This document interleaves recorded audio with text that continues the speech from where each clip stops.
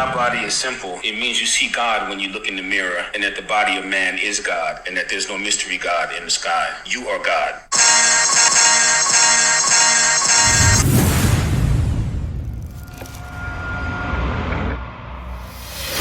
Yep.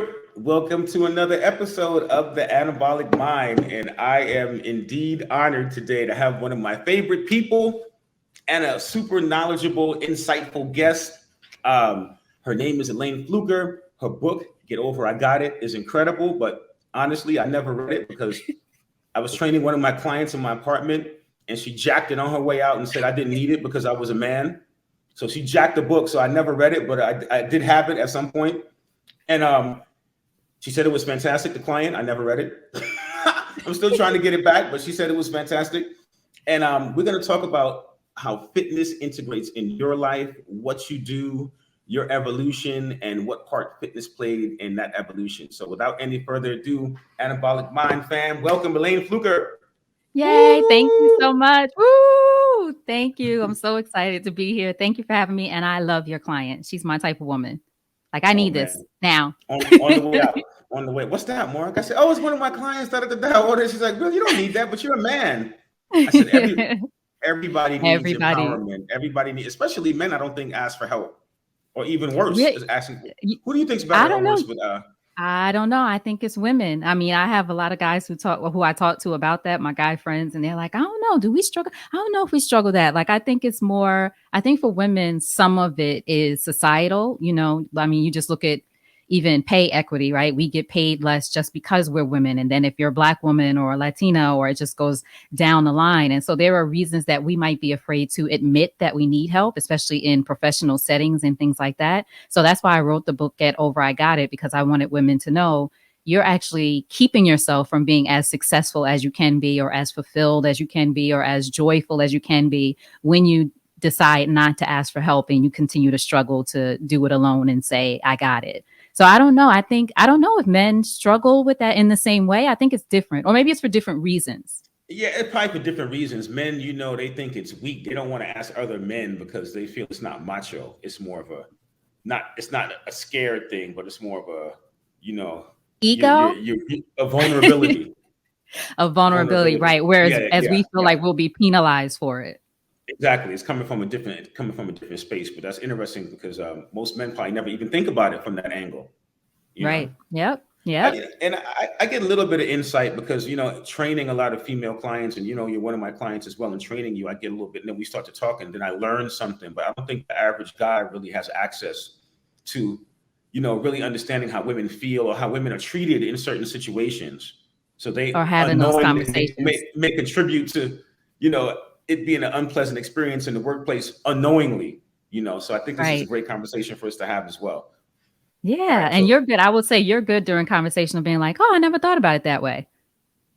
Yeah, because I'm like, wow, because you, as a guy, you know, right. The thing that bugs me out that I hear most women say is I feel guilty because I'm working out. Guys never feel guilty because they're working out. A lot of women feel guilt taking time away from the family. I hear that quite often, taken away from whatever else they're doing outside of that. They have a guilt when it comes to working out. And I'm like, wow. That's because we're so used to sharing or taking care or nurturing other people in most cases. Yeah, I understand that. Yeah, but for me, working out, as you know, is a means of survival. It's not even a guilty pleasure. Well, I think for everybody, I think it's starting to change. People are starting to look at, they need that thing to center themselves, you know, something that they can build. And it's great because with that little thing, you can then say, okay, I got 10 push-ups today. Maybe I can make that extra phone call tomorrow. You can apply it to something else because you've seen it work tangibly on you. So once you have that internal change, you can better affect externally.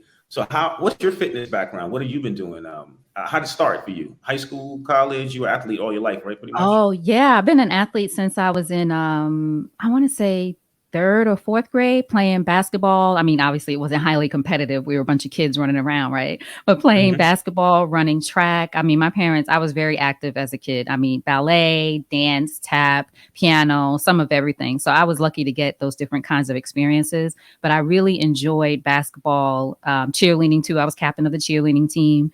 Oh, wow. So all through till I think about 10th grade in high school. And then I started, getting distracted, and there were boys and all this other stuff. It got me out of being an athlete. But I always loved the feeling of working out, or the feeling of um, competitive sports. I like that feel. So now, nowadays I don't play competitively against other people so much, but it is a competition against sort of myself, like helping myself, challenging myself to get better and better, or stronger, or even, as you know, more knowledgeable, because I ask a million questions every time we work out. So, Right. yeah, I just love my most inquisitive client. yeah, Why are we doing feeling this many reps? Why are we doing this many sets? Where should I feel this?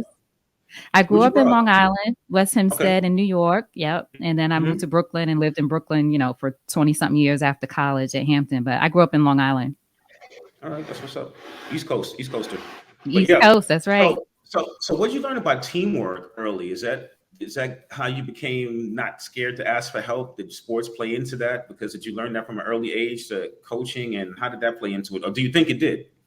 Yeah, I don't think I didn't learn about asking for support until honestly like 5 or so years ago. I didn't learn how much I struggled to ask for support, or didn't even realize I was struggling to do it on my own. So I would say that realization was more recent. But I will say definitely with sports, team sports, especially as a young person, I think it definitely helped me to be able to collaborate with other people, to work together with different personalities. You're, especially as kids and girls, girls can be great, but sometimes there can be other things that are going on with us.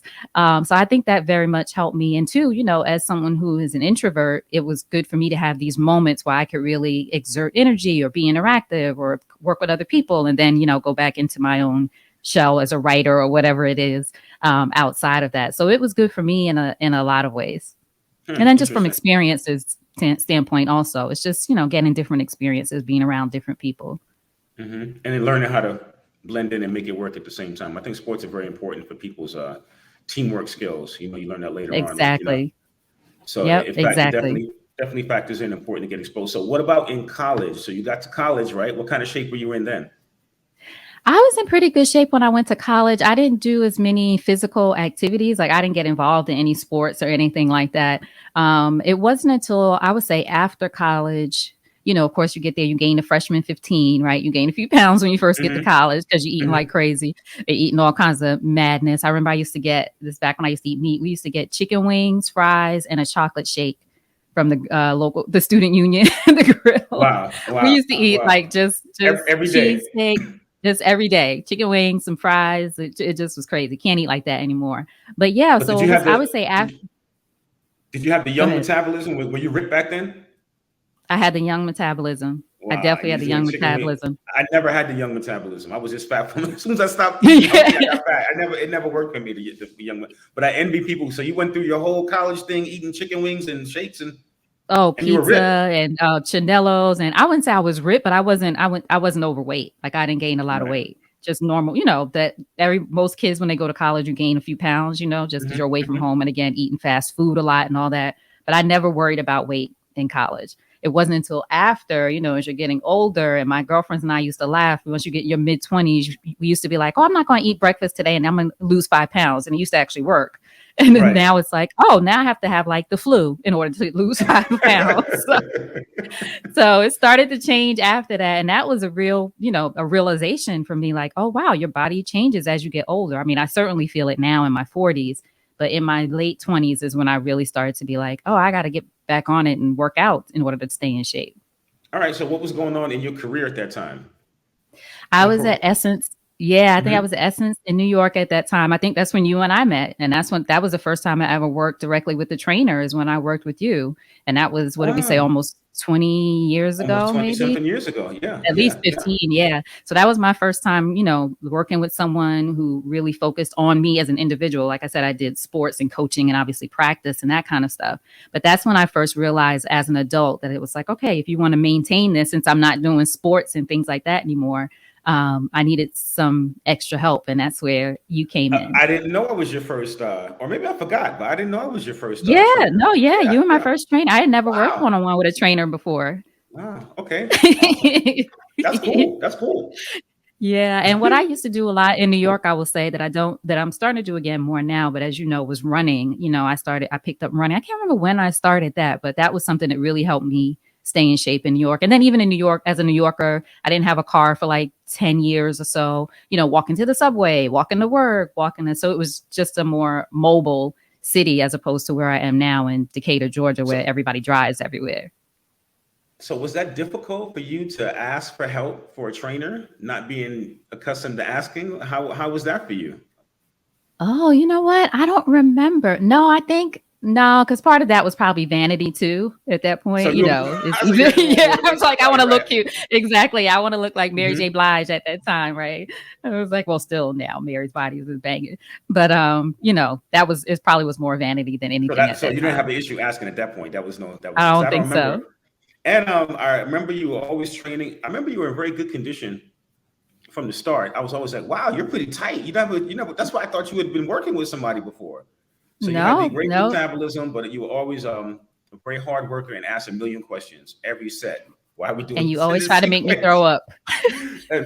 And I would tell her my goal was to get her to throw up and not to wipe her mouth until she finished the set. It was disgusting. And when we I met, think, right? I used to tell you that every session. And when we met, I had to be like what 240, real big. yeah, Real big. yes. I was like this, like 240, maybe closer to 250 pounds, and I'd stand in front of Elayne. I said, listen, if you throw up, don't wipe your mouth until you finish the set. You better finish the set. And the I other think people used to look, Like I know, like he's and it's just, crazy. I he's think crazy. twice you almost got me. Like one time I remember this was early on at the gym in New York. I can't remember what the gym was, but I was on the treadmill and used to have us like me and Ty Beauchamp, who's a friend of both of ours and your client, used to run on the treadmill for like 30 minutes or something before we started the workout. It was Uh-huh. something like that used to have us. The And I remember intervals. one time, yes, oh my gosh, he almost got me that time, y'all. I almost threw up that time. But Elayne is up there because she's had many, many sessions without throwing up. Most clients cannot go a year Right. without Right. throwing up. She's to give you any type of idea what type of mindset she has. She has not thrown up. And how many years been training? A Mm. long time. The only person Almost, who yeah. has We a started. higher, only person who has a better record than you is in fact Mary J. Blige. Really? She's Oh, never thrown yes, up. I'm feeling like She's a tough, queen man. now. She's tough. Tough, yes. It's just you. The guys, they're out of there. They don't last. Yeah, forget about it. I I don't know. want to blast any of the rappers. They're gonna get mad about, but most of Right. most of those guys are in the throw up club. Yeah, And I yeah, think yeah. that's something that makes, I know you're talking about also the mental aspects of it too. I think that challenge to yourself. I mean, it sounds crazy, but like, he's not going to make me throw up. I'm going to do this. I'm going to, Right, right, right, push right. myself. It's like, that's part of it too. Like I can get through this. You just feel really accomplished afterwards. Yeah, because and then what happens is if I keep like early on and I didn't really know Elayne, I started threatening her. You know what I'm saying? Right. Like you're gonna throw up when you go down without really knowing her. And then after a week or two, she's immune to it. So now she's built that mental toughness. Now she's like, the worst case scenario in this thing is I'm gonna throw up. And if that's the worst thing, it's no big deal. I can That's go through true. that. And then That's thus she true. was able to get into better shape. So it wasn't without a purpose, but you got to have the mindset to take that into a challenge instead of like, oh my God, these guys trying to kill me. You got to run into it Right. sometimes. And that's where the lesson comes in. But that's me supporting you and giving you the objective at the same time. So let's talk about the power of support. What do you have to say about that? Yeah, I mean, it's just been, I will say for me, for over the past 5 years, as I said, I think I attended this workshop actually, I think it was about 5 or 6 years ago now, called Momentum in New York. And it's like a personal development type workshop. You go through these exercises, with a group of people, just learning more about yourself. And it was in that workshop where it was people like, yourself, whether trainers or actors or, New Yorkers. So there's a certain kind of energy and Mm-hmm, mm-hmm. gravitas, etc. And I was seeing them crying and struggling and just like breaking down with this idea of just asking someone for support or saying that I need help with this or I don't know how to ask for something. And I think seeing that in them, I saw a reflection of myself. And was like, dang, I didn't even realize that was a problem for me. Like that, you just so busy going. You don't pause for a second and be like, wait a minute. How could this be easier? What would this look like if this were easy? What would this look like if I got support? So once I realized that and then started saying to myself sort of this slogan, support is sexy, which is the name of my podcast, it really changed things for me. And then I started saying that to other women and they'd be like, oh yeah, support is sexy. Yeah, I'm going to think about it that way. I'm going to learn how to ask for support. So it was a game changer for me once I realized it. Wow. And then you have the 5 R's of empowered. What's up with that? Yeah, I have the 5 R's of making an empowered ask. So people usually, when I talk about asking for support, it's like, okay, well, how do I do that, or how do I make an ask? So I say the first thing is you got to be. Well, I'll tell you the five. It's ready, reason, receipts, request, reciprocity. So the first R is being ready. So when people ask you, what do you need, or what can I help you with, or what can you do for me right now? Like you and I have those conversations all the time when we're Right, working right. out and chatting, right? It's like, oh, I'm working on this right now. I'm doing this. I'm doing that. That's the idea of being ready. It's not that you always have to ask for something, but if you're even at a cocktail party or a casual meeting, or you're having a Zoom call with somebody, or you're talking to someone on LinkedIn, and once they ask you what you need, a lot of times people offer us support and we're not ready with the response. And that doesn't mean you have to tell them everything you want to do, but what is that one thing? And that's a book that I love, Mark, called The One Thing by Jay Papasan and Gary Keller, I think is his name. And they talk about what's the one thing you can do such that by doing it, everything else becomes easier or unnecessary. And a lot of Mm. us don't think about, what's that one thing I can do right now? Not forever, but what's that one thing I could do right now that'll help my brand or build my business or to get more clients or to help me advance at work? Can you be ready with being able to ask for that one thing?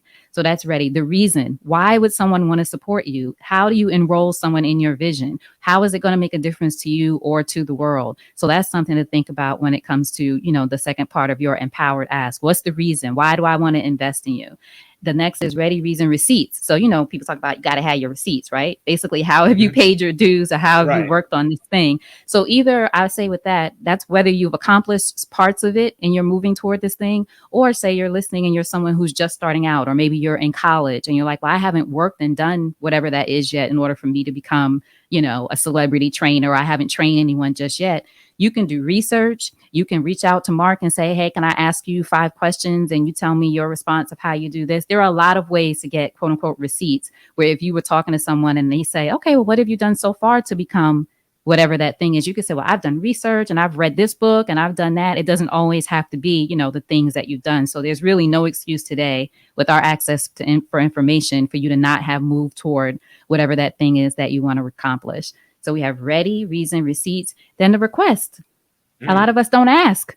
We don't just straight up say, can I help with this? Or this is what I need, or this is what I'm thinking about, or this is what I'm trying to accomplish at this time. Or as I like to say, I'm living this question right now. So if I'm trying to do something like, move to Mexico, that's something on my list. I want to move to Mexico. What does that look like right now? Who do I need to talk to? Who might I need to meet? I don't have the answers, but I'm just in that space of making that request and thinking, how can I make this happen? And then the You're putting last it out one to is the rest. universe. You're putting it out to the universe. Yes, I'm very woo woo. I'm all about putting it out to the universe. And it just, you know this from your, what is it called? Your reticular activating system, right? It just makes you more aware of the answers or the possibility Right. of the answer when you have it at least in your mind, right? You're awake now to these possibilities. And then the last R is reciprocity. So being able to collaborate, being able to say, well, if there's anything I can ever do for you, let me know. So sort of just creating this space of collaboration where you're asking for support and you're willing to offer it as well. So that's ready, reason, receipts, requests, reciprocity. That was dope. Powerful. Thanks. Thank you for that. Thank you. Yeah, You guys, absolutely. I hope you wrote that down. But you're gonna I have know. the contact information. You'll be able to get at it or get on the website and get the book. Very Yes, important. get the book. Get the book. Absolutely. Let's talk about your future motorcycling. That's what I want to get into. Oh gosh. That's the real nitty gritty. That's that's the real jux of. I've been sending Elayne and tagging her on motorcycle posts, off-road adventure, motorcycle races for years now, getting into her I'm gonna do subconscious. it. So now she's finally agreed I'm to gonna get her do it. motorcycle license. So we want to get into that. What type of bikes are you looking at, and how do you feel about getting on a motorcycle? What's your feeling about it? I used to be so scared about I used to be scared just even about you riding motorcycle. My nephew is really into motorcycles too in New York. He has a whole motorcycle, I don't want to say gang, group or whatever it's Hmm. called, Hmm. riders in New York. So they love motorcycles. I don't know. I've always been afraid of the idea of being on them. I don't know. I guess I'm sure I've been on one at some point, but the idea of driving one myself or having that control is kind of appealing to me. Like It's that's, cool. maybe it's cool. You And could it's do like, the that you could do seems the like it get could be over I fun. got it custom motorcycle. Exactly. You can do the book. I It'll be know. hot. But would it be corny of me though to get one of those it's not the two-wheeler motorcycle, but you know the ones where you see them like in Philly doing with the it looks like a little Oh, go-kart. I want I one don't of know if you those. can go. I don't know if you can go across on the highway if you're supposed to on those because it's off road. I think. Oh. Oh, I don't know. Yeah, I'm Well, not you know, you sure. see I'm them on not the sure, street. but they look cool. Yeah, they look cool. They They look look cool. cool, yeah. So I'm gonna do it. Mark has been sending me It's all kinds of everything. I've But been tagging up for years. the BMW bike is one that you used to have, right? Me? Yeah, that's the only one Yeah, I've really looked at. I don't know what other ones to look at. yeah. I've been a hardcore BMW rider for the last maybe 15, 20 years. I keep getting the Since I same known model, you. but brand new over and over again. Because I love it. Very reliable. Because one of the reasons why is riding in New York. It's the only bike that will start up below a certain temperature. Oh. It has the lowest temperature that it will start because I rode all of them and I find that reliably I can get it started in the winter. So I Oh, ended and up I driving it. remember when we first met, you used to ride from DC to New York back Yeah, and forth, yeah, and and you back had and that forth. bike. Yeah, year round, year round. I rode a Hmm. motorcycle when I was in New York because the best way to get to sessions. So it How was is it really the best. on the road though, like the ice and snow and all that stuff? Is it Well, the good with bikes that? now they have the traction control. You don't want to ride on ice typically. You try to Right. stay, but you figure even if there's ice on the road, you only need a space that wide for you Right. That's true. to get right through because the tire is only that thick. So although it may look intimidating, if you're a good rider, you can always find that patch. And that's really the Hmm. key is finding the best Finding that. traction, giving yourself the best traction where you can navigate easily. All right. So I'm And gonna get my having license fun and this staying summer. relaxed. Yeah, we got to Stay get and some relax. riding in. We got to I'm get gonna some get riding some in. right. So what kind of condition are you in now, and what are your fitness goals for the future? I would say I am in winter condition. I got to get back in my spring condition. I But you just still got back from am. vacation. In defense, you I just got just back from got back. vacation. I did. I just got back from Puerto Rico. My birthday was last month, just a couple weeks ago. And now that spring is coming, and I don't really have a thing with having a summer body, winter body, but usually in winter you're home more, you're, eating more comfort foods and those kind of things. And I'm working with you even over time. I've learned too the different cycles. Like you talk about not always trying to be, red carpet ready 365 days a year. Not that I'm on the red carpet a lot, but I have that, vision, that Right. idea in mind. Like I have to give myself time to just sort of relax. So I would say I'm in moderate condition for me right now, but I want to build back up my endurance. So I just started walking again and then going to start running again. I've been doing a little bit of that. And so I want to get back to that tip top shape for spring going into summer. Yeah. So I have a few extra pounds on that you're going to help me Good. get down. But I Yeah, like the we got to. curve. I like the Yeah, see, curve. that's a trade-off. You get a little bit more curves with the body fat, but you want to keep it. You want to keep it jiggling. You don't want to keep it lumpy. Yeah, exactly It's, right. it's a fine line. You want a little jiggle, but you don't really Right. want. You don't want the cottage Ex- cheese. So exact. I was just about to say it's a that. balance. It's a balancing game. But also too, And you it's got to give your hormones and your body chances to rest. So I don't right. stay in shape. Even if you look at my pictures on Instagram, you see one where I'm completely shredded, and then you see one where he went from an 8-pack to a 6-pack. What happened? I We don't can't stay in tell. shape. I don't stay in shape all year round. I think it's very unhealthy mentally. That's why I don't feel pressure when I'm actually getting in shape. So I try to maintain 85% of my best conditioning at all times in case I got a photo shoot Mm-hmm. or something else Mm-hmm. comes up like I press or something like that. And just to feel healthy. I stay Right. That's the 85%, thing. but there'll be a certain 4 or 5 months out the year where I'll really get lean. Then I'll Mm-hmm. give myself a break and do it like that. And each time you do that, you put on more muscle. When you put on a little bit more body fat at the same time, you speed up your metabolism. So when you come down, you can eat more. So as opposed to Mm-hmm. most people who are cutting back calories all year long, so they end up unhealthy because they're cutting back too many calories and they can't put on any muscle. So long-term strategy: give your body a break, have cheat days, schedule. I always tell you, Right. you know, Exactly. Yep. And that's the thing I learned too, like you said about not you think, oh, I'm gonna eat less in order to lose weight or eating less is the healthiest way. And I learned from you, no, you actually will probably eat more, but maybe it's smaller meals or it depends on what you eat and then knowing your numbers and all these other things to consider. It's not just let me just not eat for the next 5 days and try to lose weight. Like, that's not sustainable. yeah, it's not sustainable for sure. Mm-hmm. If you could get into a sport, what do you think you would get into right now? I Back think into you have a good. basketball. Really? I love basketball. Yeah. You know what I'm terrible at when it comes to sport, other than baseball? I never loved baseball. Volleyball. I would like to get good at volleyball. Oh, I never played. I took some I pictures never, faking it, jumping up to the. I've never actually played yeah, volleyball. No. I have. I'm not great at volleyball, but that's one that I would like. But But yeah, I I would miss imagine basketball. it's tough in the sand, right? The volleyball. Yeah. Oh my Yeah, gosh, that's a it's tough in workout. the sand. It looks tough. It looks tough. Yep. Yep. But I like volleyball. I like the idea of playing volleyball. But yeah, if I could get back into a sport, it would be basketball. Yeah, that's interesting. How about injuries? Any injuries? Anything you're rehabbing right now? Anything you can tell women to be conscious of as a woman in her 40s now? Yeah, What's the best I diet would tip say you can give another female in her 40s? What's the best thing you can say to them right now about activity and asking for help?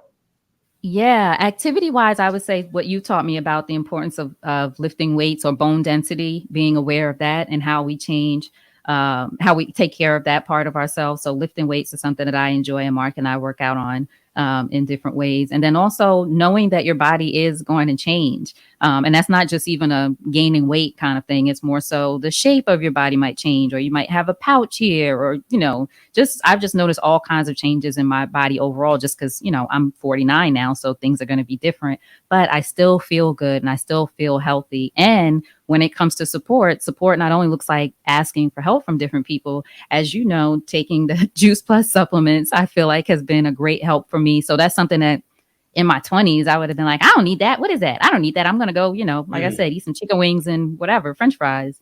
So changing, supporting myself with other kind of foods or, more protein or taking supplements or those kind of things help me as well. So that's Okay, been important too.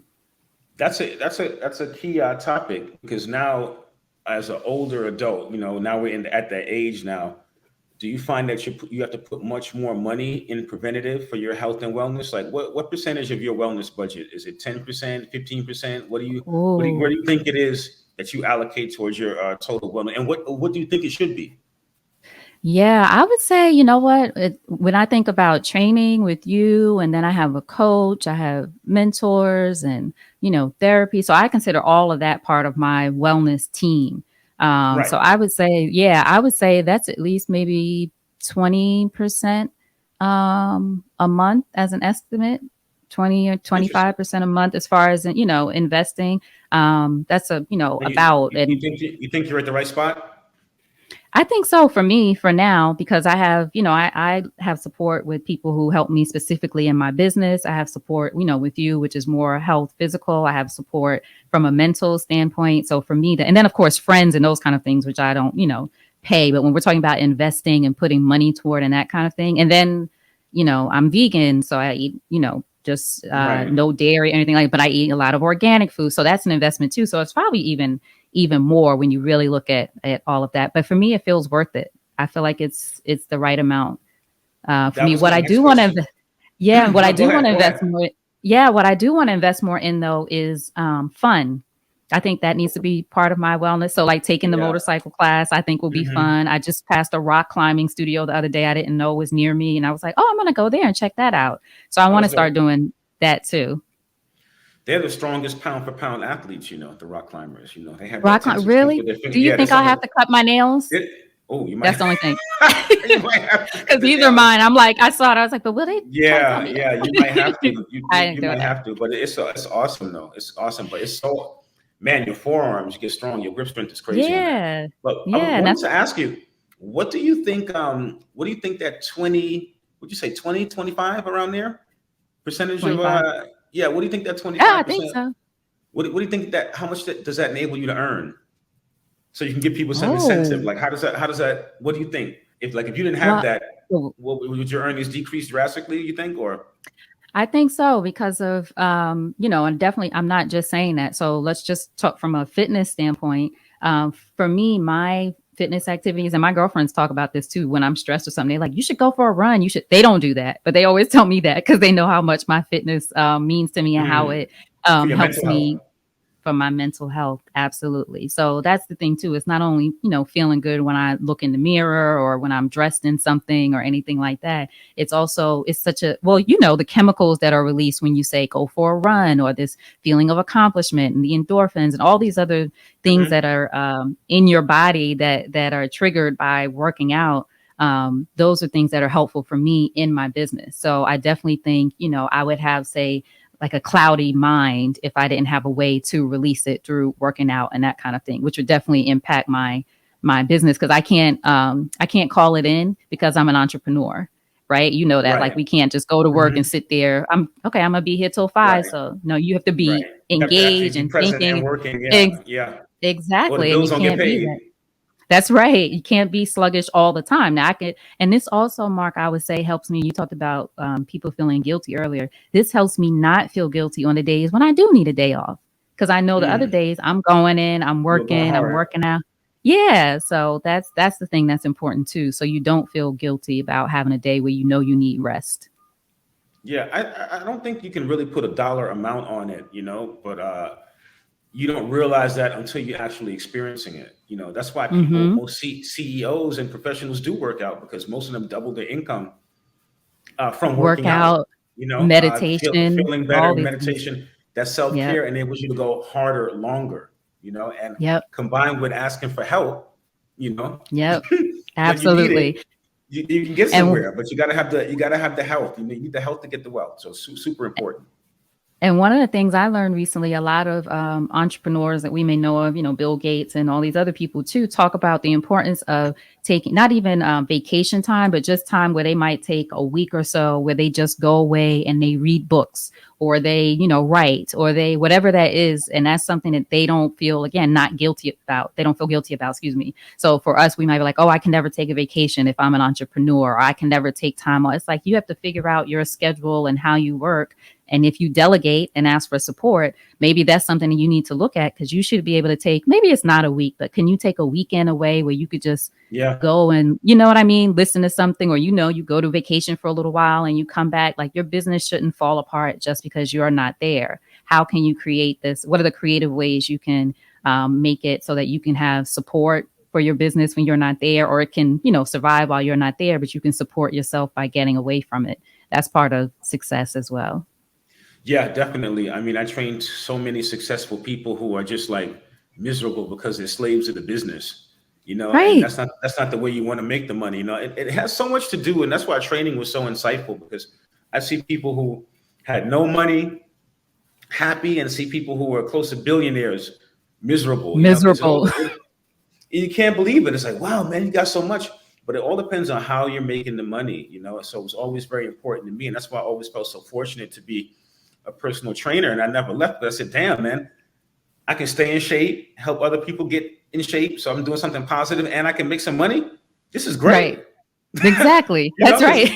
You're getting good karma all the way around. So that's why I never stopped doing it, because it was always so cool. I get to meet people like you and basically have master classes every hour, because I learned so much from you as a client, as much as I'm giving you. So, it's definitely, thank you so much. If I hadn't thanked you before, so happy that we've been client friends for so many years. I definitely value you.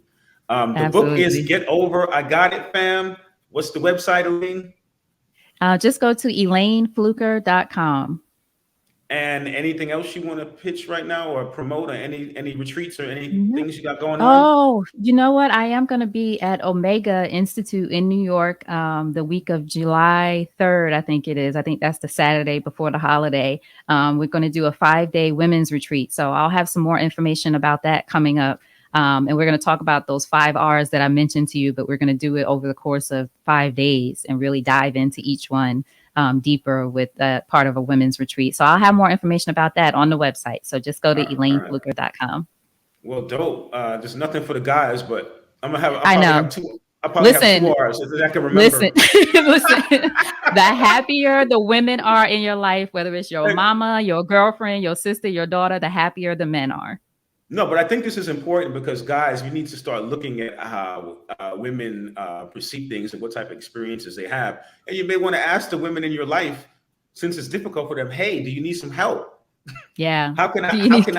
How can I support you? Yeah, how can I support you? So it's not so hard for them to ask you. So maybe the next time they feel more comfortable asking you, because this definitely becomes a problem for the men who are in these women's lives as well, because they don't understand what's going on. So you don't know what's happening.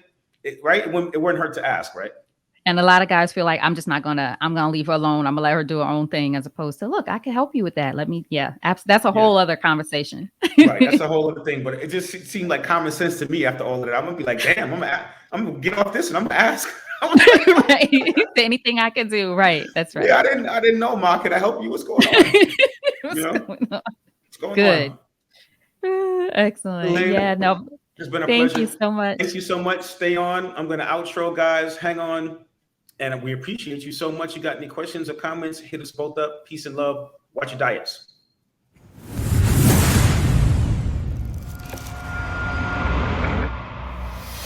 Broadcast is brought to you by WINJECT Studios. We are an all-in-one educational platform for podcasters that revolutionizes how hosts leverage content to increase engagement with listeners, downloads, and income. We come together to focus on community, collaboration, and collective impact. For more information on how you can interact directly with our hosts, access exclusive live content with offers you can't get anywhere else from our official partners, join our purpose-driven community by visiting www.winject.com. If you're ready to build a career doing what you love, then we're ready to see you there.